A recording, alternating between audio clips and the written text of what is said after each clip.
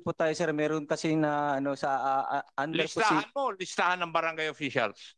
sa barangay po nag-start yan, sir. Yung newly Yes. listed po, sir. Mr. Chair, may I request that we also invite the barangay captain concerned where Mr. Kilala Kilaw is a resident. Yeah, A resident. well, actually, we have invited the barangay Yes. chairman. Para may pakita Yeah, unfortunately, hindi nakarating. But we will be inviting him on the next kung hearing. kasama po yung sa listahan nila doon sa Kwan. And may I ask Pidea, you kindly verify from your list. You get the barangay and the municipality na kinaruruan ni Mr. Kilaw. You have a list of that, I know. We will verify, sir. Yes, And we will that is submit. in pursuant to the Dangerous Drugs Board policy. Yes, sir. Yes. So Pidea, kindly submit to us as soon as possible. We've been working together for so many years when I was the mayor. So next week, submit nyo na agad yung listahan so we can see. Mr. Chair. Yes, sir. We will comply, sir. Sige, go May ahead. make it of record na yung chief of police ng San Pedro ay sinabi niya na nasa listahan. Is that Newly listed po, sir. newly listed? After the fact. Kahit na newly listed, pag wala doon, I will charge you for perjury. And I'm not joking. Kasi ayaw ko yung nagsisinungaling dito sa committee namin. Ayaw ko. And if what you are answering is not true, kasi inulit ko na sa iyo I'm making it of record na ang sagot mo ay nasa listahan. At saka, dinagdag mo, newly listed. It is of record. Okay? Colonel? Copy, sir. Yes. May I know if you have directed yung team na yun na mag-conduct ng by-bus operation? Kasi doon sa affidavit nila, sinabi nila yun Yes, sir. Pursuant to our simultaneous anti-criminality and law enforcement operations, sir. Ay, hindi yun ang sinasabi sa affidavit.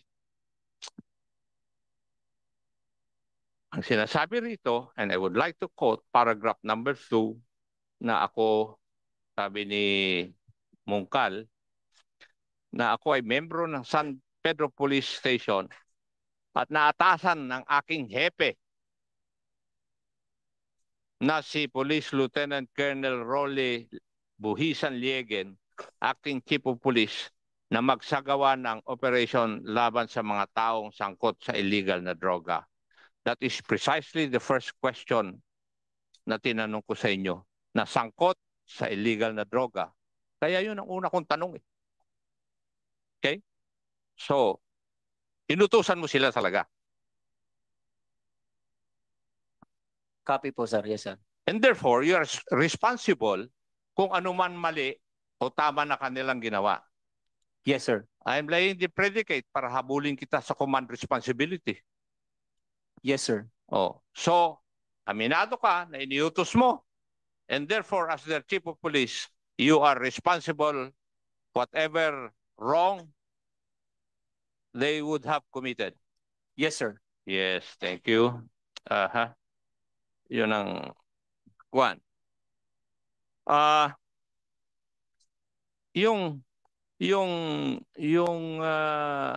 Si kapatid ni Mr. Kilaw,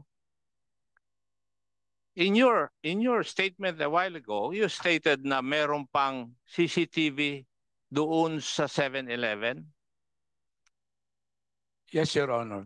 And did you ever try o sinubukan niyo po bang kumuha ng kopya nun? Yes, Your Honor. Kasi pag meron pang pangalawang CCTV at nandun din yung mga oras at yung mga nangyari doon, sinusuportahan yung una yung CCTV. Now, ano po ang sagot sa inyo ng 7-Eleven?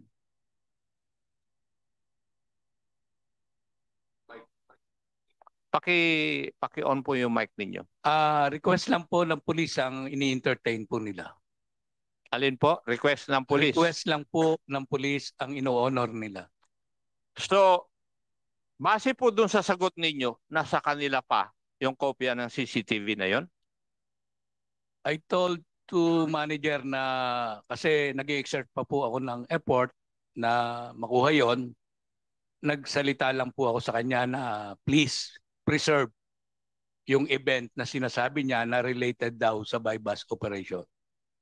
Kasi kasama na rin yan dun sa aming papandayin na batas na kung yung tumitingin dun sa CCTV ay makita niya na may krimen na nangyayari, dapat i-report na niya kagad sa kapulisan. Yun yung amendment na gusto namin mangyari dito sa 6 na House Bills tungkol sa CCTV. Ano po? Kaya yun po yung aking katanungan. So, i-presume natin na hawak pa rin nung 7-Eleven yung CCTV footage na yon. In God's willing, Your Honor. Okay. Hindi ko po questionin yun. Now, may I know from the intelligence officer of the San Pedro Police Station, ano po yung listahan ng mga ebidensya na isinabit nyo sa office ng prosecutor? Meron po bang kasama yung motor na gamit ng tao?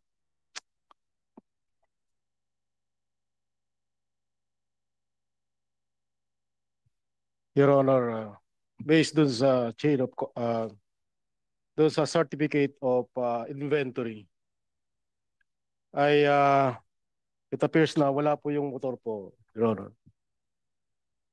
Yung pong bisikleta na sinasabi, wala din po doon. Based on the record at hand that certified that no bicycle was appeared on the... Doon po sa pamilya o kapatid ni Mr. Kilaw.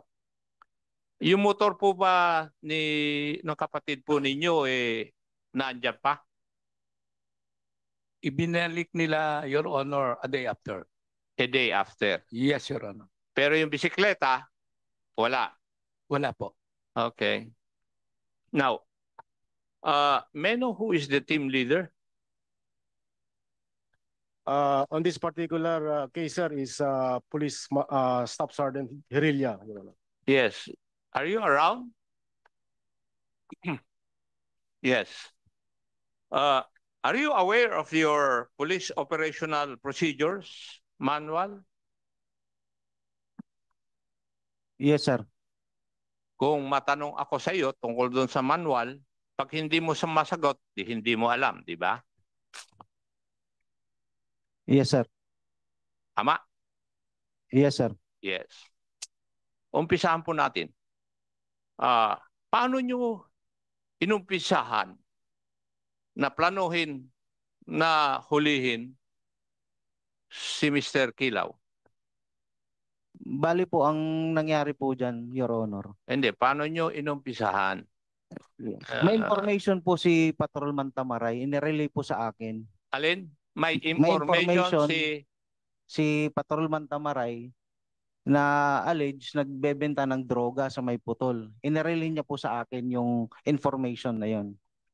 So, would that show o pinapakita ba niyan na hindi niyo pa alam na kung kasama si Mr. Kilaw sa drug list ng barangay? Kasi ang isda nahuhuli sa bunganga niya eh. Hindi pa po. So hindi nyo alam. Bakit alam ng hepe ninyo?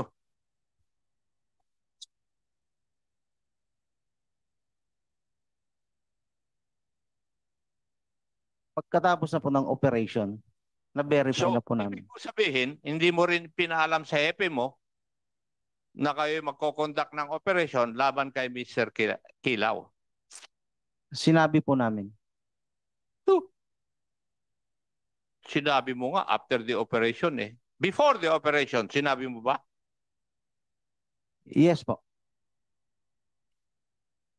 Chief, would that be true? Yes, sir. In-inform po nila ako, sir. In-inform ka nila. Okay. So, nagpapalabas na alam mo lahat yung operation. As I've said, nilay down ko yung predicate na mahabol kita ng under the principle of command responsibility. Para lang alam mo. Kasi kung nagsisinungaling ka, you will reap the consequences of your lying. Yun yung akin.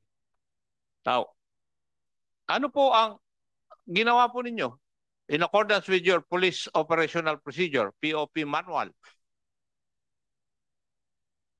Pagkatapos po ng information na verify po ni Patrolman Tamaray yung information na na-receive niya. Hindi. Teka. Let me stop you there. May impormasyon si si Sergeant Tamaray Yes po. na si Mr. Kilaw ay nagbebenta ng droga. Yes po. After that, Nagkandak po si Patrolman Tamaray ng verification. yes, because that is required by your manual. You have to vet kung totoo yung impormasyon na natanggap. Yes po. Siya mismo ang nag-vet. Yes po. Anong lumabas dun sa kanyang kwan? Base po sa verification na ginawa ni Patrolman Tamaray, positive po na may nagbebenta nga po doon sa may putol ng hinihinalang illegal na droga. May nagbebenta. Hindi pa niya alam na si Mr. Kilaw yun?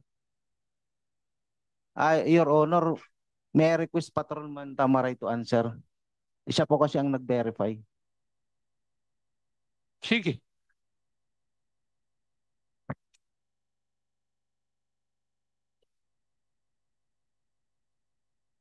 Good afternoon, Your Honor.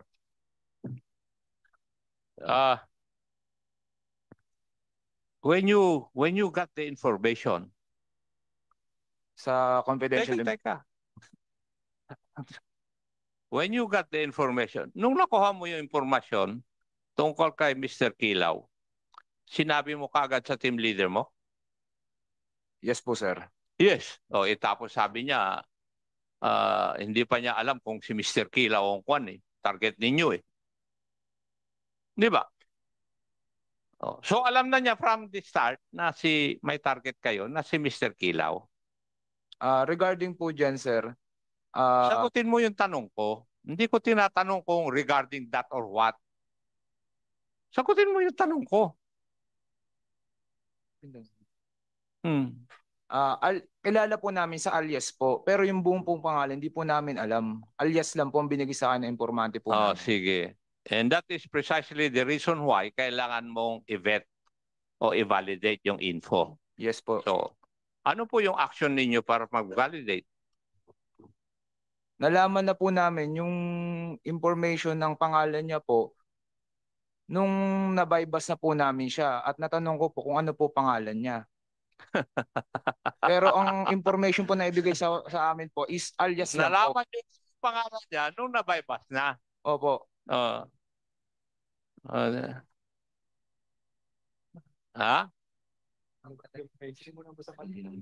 Alam mo, iyo, ang sabi ng aking magaling na abogado noon, kung magsisinungaling ako yung pinakamalapit sa katotohanan.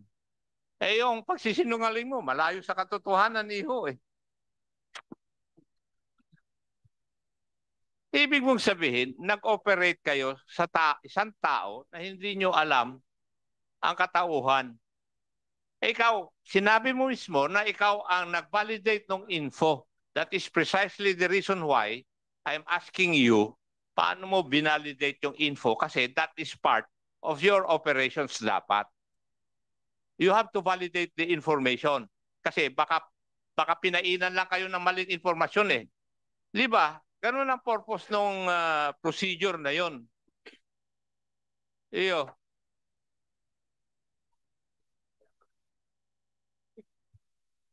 Kaya pala, sabi ni Kong Yamsuan, Kaya pala newly listed eh. Kasi nung nahuli ninyo, saka nyo pinalista eh. We would like to remind the reserve speakers to be honest, no? Otherwise, alam niyo wala pa kaming nako-concite in contempt dito, ha. Baka first time to. Kaya be truthful, please. Ulitin ko, sinabi ni Congressman Rehencia, papunta pa lang kayo, pabalik na siya. Ako nakabalik na ako't lahat eh.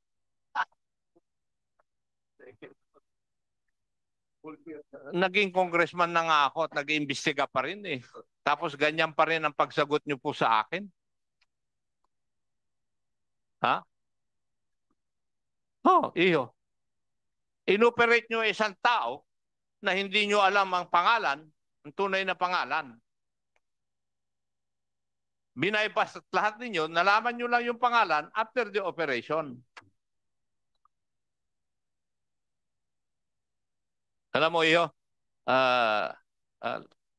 lalo mo lang dinadagdagan yung aking yung eagerness. Hindi ko alam ang Tagalog nun. Baka alam mo, Congressman Rehencia. Yung gigil, sabihin na natin, na kailangan mawala kayo sa serbisyo eh. Oo, sa totoo lang. Kailangan mawala kayo sa serbisyo. And I'll see to it that there will be no favors doon sa pag-imbestiga. Babantayan ko. And I will ask also that criminal cases be filed against you for possible violation of the crime of abduction, violation of domicile, robbery, and perhaps perjury. Kasi hindi ko na masabi yung physical injury dahil matagal na nangyari. Baka hindi nag-medical exam yung si Mr. Kilaw eh. Mr. Chair, I think there's no need for me to proceed questioning kung hindi po ako makakakuha ng tamang o katotohanan sagot mula doon sa ating mga resource persons. Thank you, Mr. Chair. Maraming salamat, Congressman Acop. So, the Chair would like to recognize, na-recognize ba kita? Congressman Brian Yasuan. So, we'll have the last query ng members of this committee. And after this, we will be proceeding to the next item of our agenda, the PASI case. So, Congressman Lacson. Yes. Magsasalita ka ba? You are recognized, Congressman Lacson. Thank you, Mr. Chair. Good afternoon to everybody. So, to start it, I'm really amazed and bewildered with this what's happening with this committee hearing. Actually, my bill is about establishment of CCTV sa schools. Pero it sounds interesting, kaya I stayed on. Well, as the inquiry goes on, I can see that there's two sides. The police are on their side and the other one on the suspect and their parties. No? Pero if I am the judge, parang nakikita ko na kung sino yung nagsasabi ng totoo because of the preponderance of evidence. No? Kasi based sa testimony ng mga pulis, sila yung nagsasabi, pwedeng sila yung mag-advance eh. Pero pagdating dito sa suspect, CCTV and text messages. Parang mahirap i-alter yun eh. Mahirap i-alter yun. Talagang, saka kung alter mo yun, nandito ka sa Congress, maraming penalty yan. No? And by law, marami rin. Saka tingin ko hindi gagawin ng mga suspect. Sila yung argabyado eh. By listening dun sa discussion kanina, narinig ko yung sinabi ni Vice Chairman or Director ng NAPOLCOM, Vice Chair, na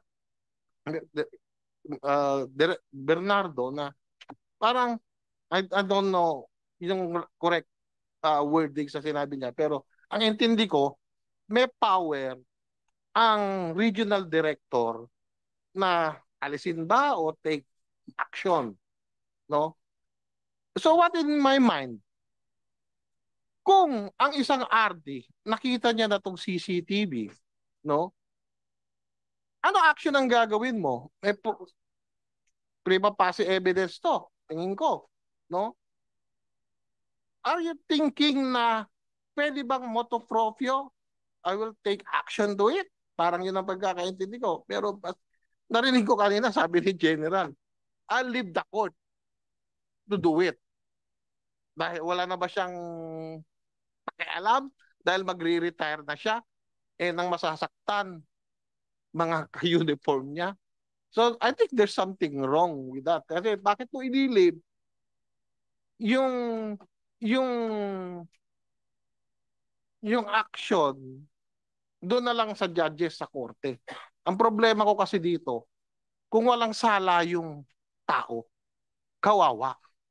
So that's a great injustice. And I'm sure, baka hindi lang to, sa mga narinig ko ngayon, hindi to isolated incident dahil nangyari sa Antipolo and other places pa.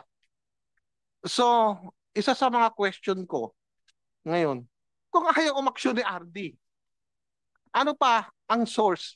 Except doon sa court. Dahil, kasi matagal yun eh.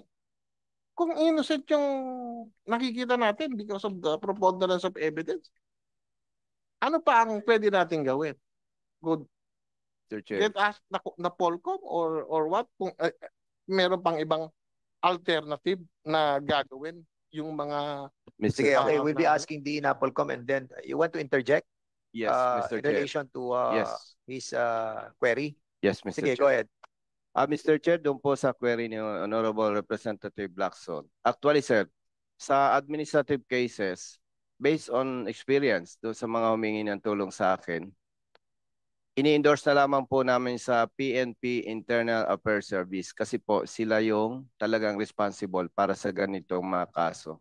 Thank you. Okay, so we will be asking CBC Vice Chairman Bernardo briefly po, tapos after that we'll go to Pasig case. 2 hours na po tayo dito sa San Pedro case, so Pasig na po tayo. Go ahead, sir. Thank you, Chair. Tama po yun na maliban doon sa regional director under section 53, meron ding responsibility yung IAS na mag-conduct ng investigation. Kaya dalawa po yun na maaring mag-initiate. At kung sino yung una nakapag-initiate ng jurisdiction, pababayaan na muna siyang makatapos. Pero lahat po ng desisyon ng regional director ng PNP o kaya ng regional IAS, maaari pong i-appeal yan sa Napolcom. Titayakin naman namin din na naging patas din yung pag-iimbestiga ng alinman sa dalawa. Okay, thank you so much. Okay na po. Isang question lang, no? So, if under investigation tong mga to, will there be any power ang Napolcom or yung RD4 kung meron ng investigation under preventive suspension sila or what? Gaya po na nangyari doon sa Mayo case, kung lumipas na ang may katagalang panahon at pagkakataon, subalit hindi pa natutugunan yung pangyayari, pwede po mag-assume ng jurisdiction ng Napolcom. At iimbestigahan namin lahat, pati yung PNP, iimbestigahan din namin. Bakit hindi natutugunan? Ganun po yung oversight function ng Napolcom. Ayun. Vice Chair, yung question ko, how about preventive suspension? Meron ba kayong mga ruling kung mga ganyang iniimbestigahan? Kasi kung iniimbestigahan nyo, meron silang influence doon sa investigation. Pag naghain na ho kami ng formal charge, pwede naming preventive suspension. Ipapaalis na namin doon. At aapurahin na rin lang namin kasi nga yung Section 53, summary proceeding ho yun. Kaya agarang proseso yun. Okay, sige. Thank you. Last question na lang po. Sa PIDEA, yung coordination nyo lang ng yung listing, bewildered din ako doon no? Kasi sabi ni COP nandun sa quote, new listing. Tapos sa barangay manggagaling, from barangay, ipipresent siguro sa LGU, bongdom na mayor or what, then PIDEA, tapos malalaman na siya. Pero, paano pa talaga nangyayari yun? Kasi, sinabi kanina ni COP, may order siya sa kanya nanggaling. Tapos, pagdating noon kine-question kanina doon sa ano, hindi nila na-identify yung pangalan. So, doon parang galing yung new listing? Tama ba ako? Noon lang nalaman na huli na, saka isinama sa new listing? Ganun ba? Paano natin na-check? Kung sinama nga bago lang. Sir, kung yung pangalan is newly identified ng ating counterpart o ng barangay, kailangan pong dumaan pa rin yon sa intelligence workshop at ma-acknowledge dun sa national office.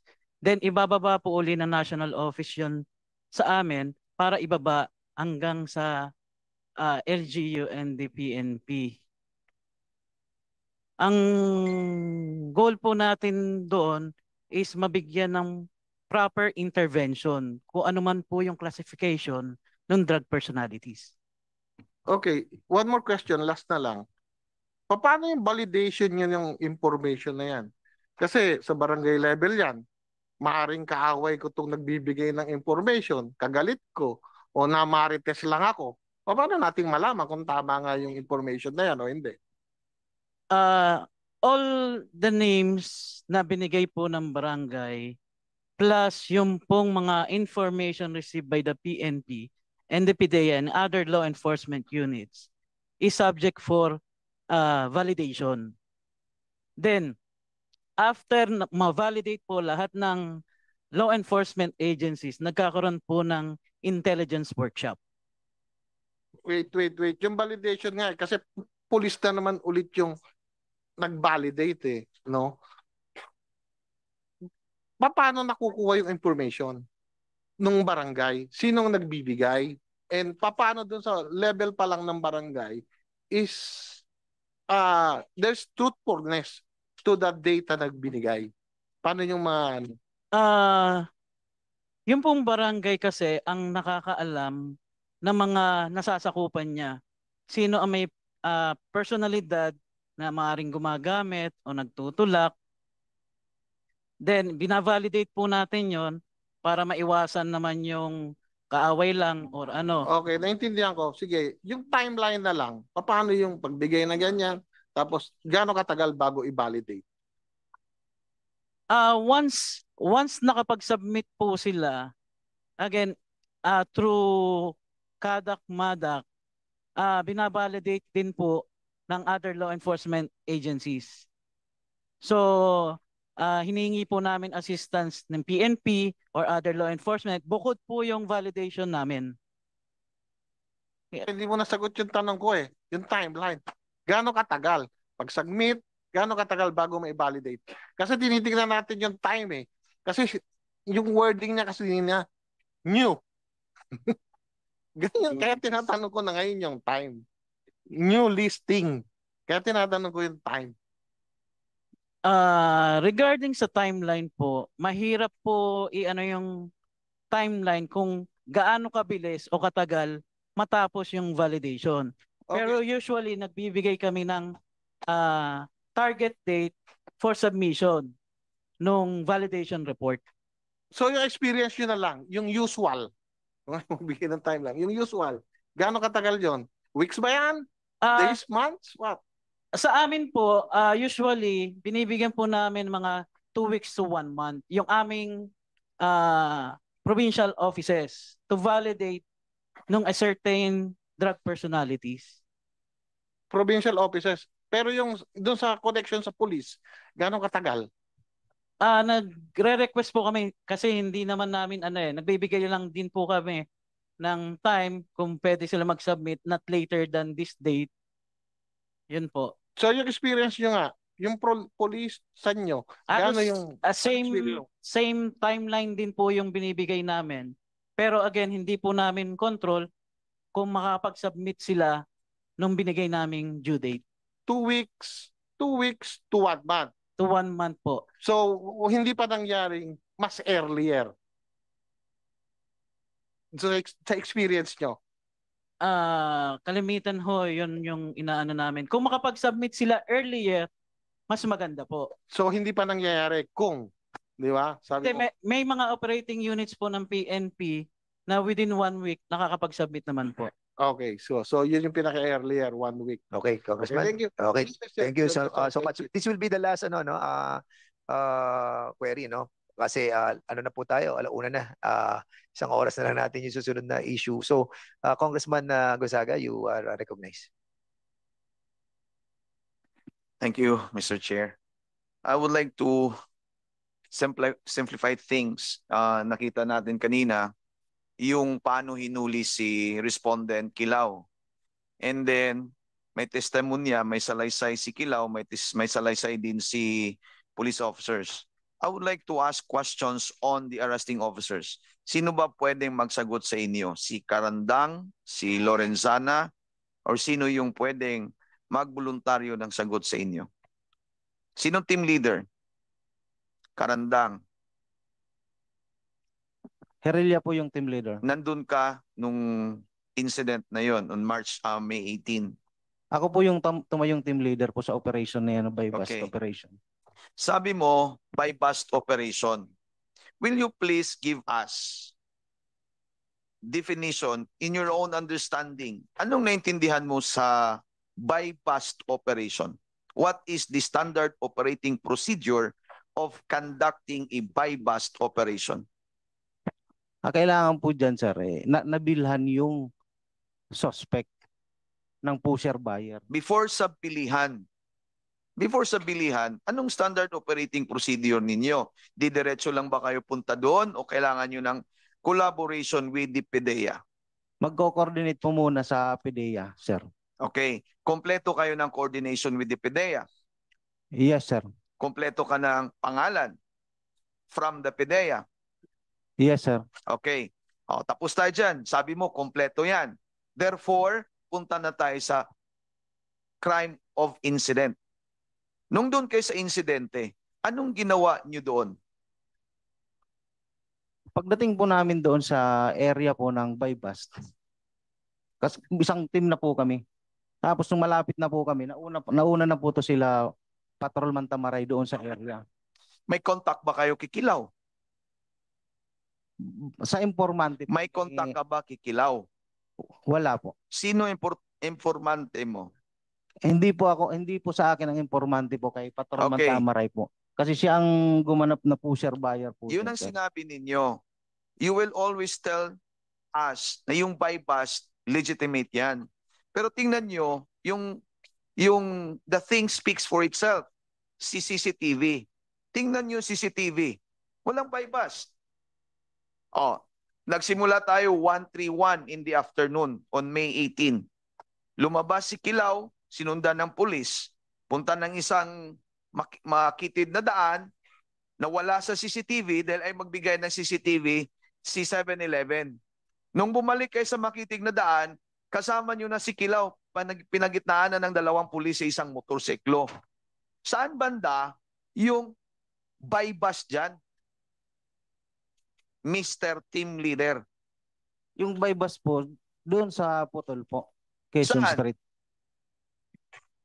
Saan? Hindi po dyan yung pinapakita po nila na CCTV alleged na kami po. Hindi po dyan yung by bus na nangyari.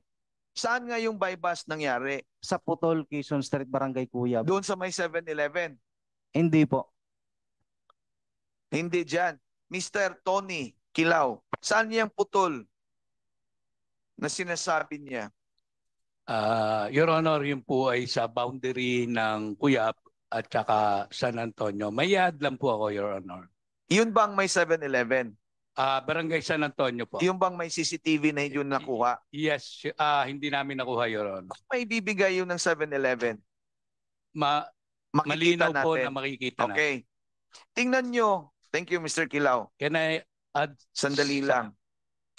Mr. Team Leader, sinundan nyo si Kilaw, si si Louie Kilao from the establishment. Lumabas siya nagmotor. Is it not a buy bust or is it not a hot pursuit principle? Sige daw. Hindi ko po masasabi po, Your Hindi mo Honor. masasabi. Kasi sinundan nyo siya. Nung lumabas siya sa bahay o sa establishmento, nung napakita sa CCTV, 1 minute, 1 hour, 1 o'clock and 31 minutes in that May 11, sinundan nyo sila. Sinundan nyo siya. Ibig sabihin, walang buy bust based on the CCTV nakikita. Ngayon, pinapalabas nyo may buy bust. Alam mo, lalabas din ng katotohanan dyan. It is your argument, it is your stand, buy bust. Ang sabi naman nila, walang buy bust. Ngayon, nakikita natin sa CCTV walang buy bust. I will tell you, walang buy bust. Ngayon, tingnan natin. In kaso ni Kilao, I am pretty sure madidismiss yan. Ngayon, balik tayo sa inyo. Ano ngayon yung posisyon nyo dyan kung kayo ang may kaso? 1, grave misconduct, abuse of authority. Now, based sa inyong batas ng PNP, ito bang grave misconduct, pwede ba kayong ma-dismiss dyan o ma-discharge, Mr. Team Leader? Yes po. Ngayon, pupunta ako sa Regional Director ng anong region itong San Pedro? 4A. Sir Regional Director, pagkakaalam ko, you have authority and discretion. After due process, may discretion can authority to discharge and dismiss erring police officers. Meron po. Meron. Anong tingin mo sa kanila? Nabigyan na ba sila ng day in court or in the IAS o wala pa? As of today, sir, as of today, kagaya ng sinabi ko, ngayon ko lang nalaman po. Ngayon lang lumabas tong issue sa akin, ngayon ko lang nalaman. Ngayon mo lang nalaman? Yes po. Na, I will give you the definition of what is buy bust. Yung buy bust, dalawang klase yan. Mr. Team Officer, makinig ka. Yes po. Dalawa lang yan. Alam mo ba hindi? Alam mo hindi. May narinig ka ba about buy bust? Wala pa. Kung ano ang definasyon ng korte niyan, Korte Suprema. Hindi mo alam yan. Ang buy bust, pwede yan by way of entrapment or instigation.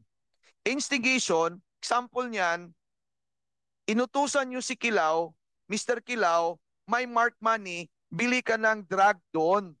Illegal drug. Pagbili ni Kilao, doon sa nagbebenta ng droga, pag-report niya sa iyo, bibigyan niya yung drug paraphernalia or illegal drugs, huhulihin niyo si Kilao. And that is instigation. Ibig sabihin, illegal yan. Si entrapment, pupunta ka doon kay PIDEA, kukuha ka ng information kay PIDEA, kukuha ka ng listahan. And then, hahanap ka ng confidential informant, sabihan mo, bibili tayo ng droga. Yun naman ng bebenta ng droga, walang alam na yung pusur buyer is a police officer. Walang alam yan. Kaya nung pupunta si police officer, pusur buyer, sa drogista, sa seller, bebenta siya, kuha siya ng pera, mark money, sisignal ka ngayon sa team mo. Huhulihin na natin. That is the way of entrapment. Walang pwedeng buy bust outside dyan. Dalawa lang yan. Illegal or legal. So kung dalawang buy bust, dalawang klase sa buy bust, isa lang ang legitimate dyan, si entrapment. Wala nang ibang buy bust na maging legal, si entrapment lang. Ito sa inyo, hindi na nga buy bust, ayaw nyo pang aminin na hinahabol nyo siya. It is as if you are in hot pursuit situation. So saan ang panalo ninyo? What is happening to you now? Ngayon, pag may kaso kayo, you will be discharged based on grave misconduct. Kami naman dito, lalo na ako, I will be watching your case. Sigurado ako, there will be cases filed against you before the IAS and before the regular courts. Hindi na ako sa regular courts, dito na lang ako sa IAS. After 6 months, babalikan ko si San Pedro, babalikan ko si Region 4A, titingnan ko if you are dismissed from service. Kung hindi, hahanapin namin kayo sa regular courts na. Alam mo, we are here not to persecute you. Wala naman kaming away sa inyo. We are here not to persecute nor to prosecute you. We are here in aid of legislation para mapaganda pa namin yung policy ninyo or standard operating procedure ninyo dahil alam namin dyan kayo nagkakamali. Oh. So, Mr. Congressman, RD, wrap up, please.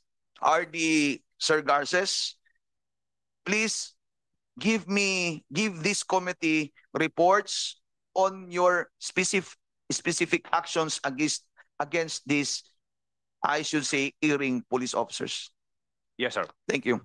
Okay, thank you so much. Before I recognize Congressman Yamsuan for the last na to talaga, at we will go to Pasig, thank you for that line of questioning. So we will be asking Congressman Raymond Yamsuan from Bicol Saro Party List for your queries. Thank you very much, Mr. Chair. Kay Sergeant Irilia, ikaw yung team leader, di ba? Yes po. Kailan ka naging police? Pardon? Kailan ka naging police? At 2010 po. Kailan ka huling nag-training ulit regarding sa police procedures? After nung naging police ka? Inaalala mo? Wala po. Mr. Chair, kaya ako tinanong yon kasi ganun lang kasimple yun di ba? Meron tayong budget sa Philippine National Police, 2.5 billion para sa police education program, na dapat nagkakaroon tayo ng retraining sa ating mga tauhan sa Philippine National Police. Kaya ako tinanong yung ganon kasi pansin nyo, 2010 siya huling naging police. 2010 siya naging police, tapos up to now, 2023, wala pa rin siyang retraining sa ating mga police procedure. Considering na 2.5 billion yung ating budget sa ating police education program, siguro bukas itatanong ko sa budget deliberations ng DILG, in which kasama naman doon ang Philippine National Police as its attached agency. Tatanungin natin, Mr. Chair, kasi laking bagay nun, di ba? Nakita natin kasi tama yung sinabi ni Congressman, di ba? Na yan ang laging problema ng police, yung procedure. Yung laging nagkakaroon ng misstep sa mga ginagawa nating operation. And I think it's high time for the Philippine National Police also is to look dun sa police education program nyo. Na dun sa regions, kailangan natin palakasin yung knowledge ng ating mga PNP personnel. Kailangan nating alalayan, wag natin silang alalayan pa nagkamali na. Alalayan pa lang natin sila, naturuan natin sila kung anong tamang police procedure para pag gumagawa sila ng mga bypass operation, walang kinabukasan ng sisira. Kasi hindi lang yung kinabukasan ng mga respondents ang nasisira, pati kayo din Bilang mga police personnel, bilang mga kasama natin sa gobyerno, pag kayo nagkamali, apektado pamilya nyo. Pag kayo na-dismiss sa service nyo dahil sa ginawa nyong pagkakamali, sino maapektuhan? Mga anak nyo, mga kamag-anak nyo, di ba? Dati, siga ka sa pamilya nyo, biglang ikaw na yung kinamumuhian. At ayaw nyo maramdaman yon, di ba? Sa bawat pangyayaring at pagkakamaling ginagawa nyo. Kaya I think, Mr. Chair, I just mentioned that because it's very important to really note that education is really a very essential tool in any operations, di ba? And I think yun lang yung gusto ko talaga i-manifest. Kaya ako tinanong talaga kasi it will be helpful for the next hearing also. Yeah, thank you so much, Congressman Brian Yamsuan. I will tell you a story briefly. Tapos na po tayo dahil sa San Pedro case. The very essence of the hearing that is being conducted by this committee is precisely to aid our members to legislate fruitful bills, no? And gusto namin paalam sa inyo that because of these hearings, meron kaming nakasuhan si Major Pursingula, no? If I'm right, ano? Siya po napatanggal natin sa serbisyo, and it was proven, no? And ngayon meron pa siyang kinakaharap na criminal case. Now, incidentally, meron din po tayong mga investigahan. And one of the investigation that we conducted, yung tungkol po doon sa case ng illegal possession of firearms as well, doon po naman sa Calamba City, CIDG. Pero sila po, umamin sila sa kanilang kasalanan. Inamin po nila sa akin.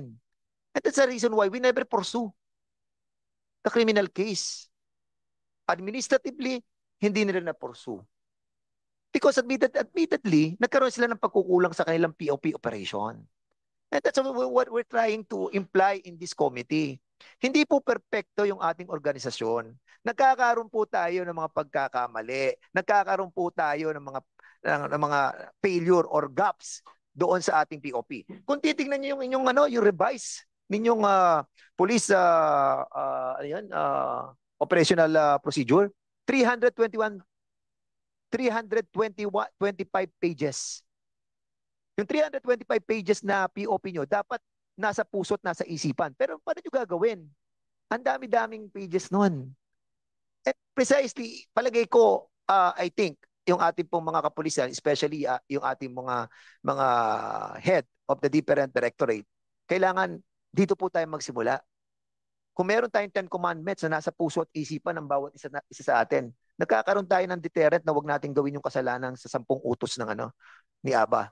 Pero dito po, dapat ilagay sa isipan ng ating mga pulis yung pinakapuso ng inyong POP para mag-guide po tayo.